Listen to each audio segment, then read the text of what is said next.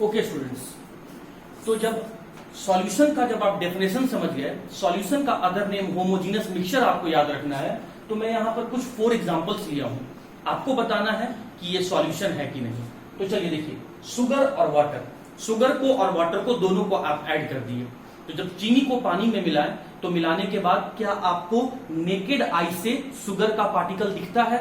नहीं, ऑब्वियसली नहीं दिखता है। उसके बाद मिलाने के बाद क्या शुगर और वाटर आपको अलग अलग दिखता है? नहीं, एक समान ही दिखता है। मतलब शुगर और वाटर दोनों का फिजिकल स्टेट हम लोग को सेम दिखने लगता है। और एक स्पून की मदद से आप बिल्कुल टॉप लेवल से सॉल्यूशन को, मिक्सचर को टेस्ट करो और बिल्कुल कंटेनर के नीचे नीचे से आप स्पून की मदद से मिक्सचर को टेस्ट करके देखो। जितना मिठास आपको ऊपर दिखेगा उतना ही मिठास आपको नीचे दिखेगा। तो इसका मतलब हम कह सकते हैं कि शुगर और वाटर दोनों शुगर के पार्टिकल नेकेड आई से नहीं देखे जा सकते हैं। शुगर और वाटर मिलने के बाद, दोनों को मिलाने के बाद दोनों का फिजिकल स्टेट एक जैसा हो जाता है और दोनों को मिलाने के बाद हर जगह शुगर पार्टिकल के पाए जाने का जो परसेंटेज होता है वो सेम होता है, मतलब यूनिफॉर्म कंपोजिशन होता है। तो हम लोग कह सकते हैं कि शुगर और वाटर होमोजीनस मिक्सचर है, या इसीलिए हम कह सकते हैं कि ये सॉल्यूशन का एग्जांपल हो सकता है। ऑयल और वाटर, देखो स्टूडेंट, वाटर पोलर नेचर का है, ऑयल नॉन पोलर नेचर का है। दोनों का नेचर ही अलग अलग है, तो दोनों एक कंटेनर में दोनों एक दूसरे से बिल्कुल अलग अलग हो जाता है। अलग अलग हो जाने के कारण से हम लोग को नेकेड आई से दिखने लगता है। नेकेड आई से दिखने के कारण से हम लोग कह सकते हैं कि ये होमोजीनस मिक्सचर नहीं है। और होमोजीनस मिक्सचर नहीं है तो ये कैसा मिक्सचर है? ये हीट्रोजीनस मिक्सचर है। और अगर ये हीट्रोजीनस मिक्सचर है तो हम लोग इसको सॉल्यूशन नहीं कह सकते हैं, इसे हम सॉल्यूशन नहीं कह सकते हैं।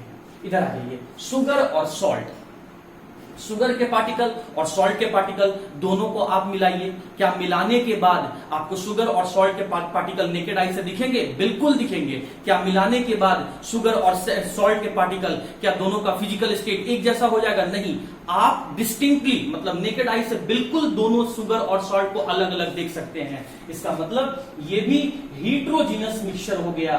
और अगर हीट्रोजीनस मिक्सचर हो गया तो माय डियर स्टूडेंट, इसे भी हम सॉल्यूशन नहीं कह सकते हैं।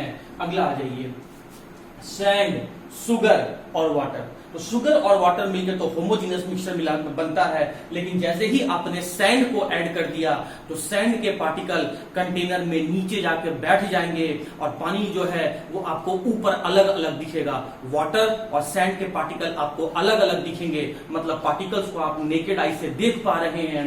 और नेकेड आई से अगर देख पा रहे हैं तो ये भी हीट्रोजीनस मिक्सचर हुआ।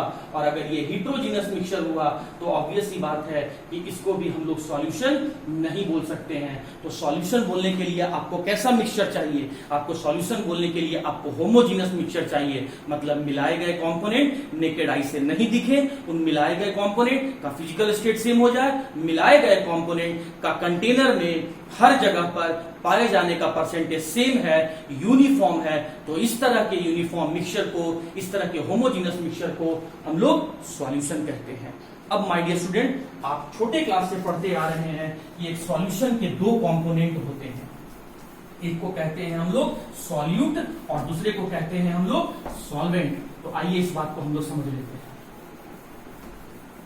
चलिए देखिए, अगला हम लोग का टॉपिक है कंपोनेंट्स ऑफ सॉल्यूशन या होमोजीनस मिक्सचर।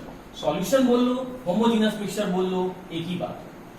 तो सॉल्यूशन के 2 कंपोनेंट्स होते हैं, एक को हम लोग कहते हैं सॉल्यूट और दूसरे को हम लोग कहते हैं सॉल्वेंट। अब देखिए, हम लोग को क्या पढ़ाया गया है, क्या बताया गया है?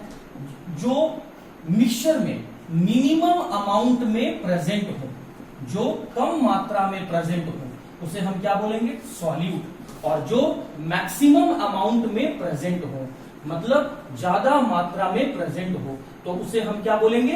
सॉल्वेंट। जैसे आइए स्टूडेंट, इसी बात को हम लोग एग्जांपल से समझ